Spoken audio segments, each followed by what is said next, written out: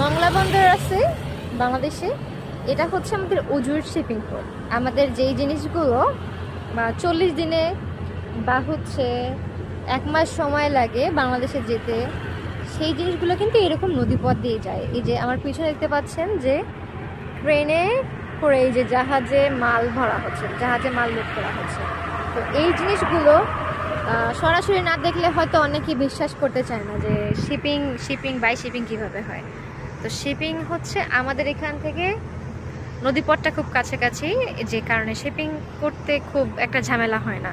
কিন্তু যেই জিনিসগুলো জাহাজে যায়, মানে জাহাজে না উড়োজাহাজে যায়, সেই জিনিসগুলো কিন্তু মানে আমাদের এখান থেকে গুয়াঞ্জুতে পাঠাতে হয়, তারপরেই আমরা সেটা শিপিং করতে পারি।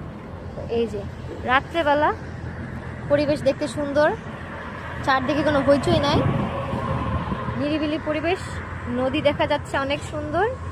আর এই যে পিছন দিকে সব মাল লোডিং হচ্ছে।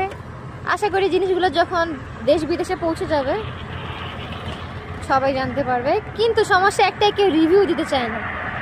যদি কারো রিভিউ দিতে কষ্ট হয়, তার জন্য আমরা ফ্রি গিফট পাঠাই গুগলের পর থেকে। যেন ফ্রি গিফটের জন্য হলো রিভিউটা। আল্লাহ হাফেজ।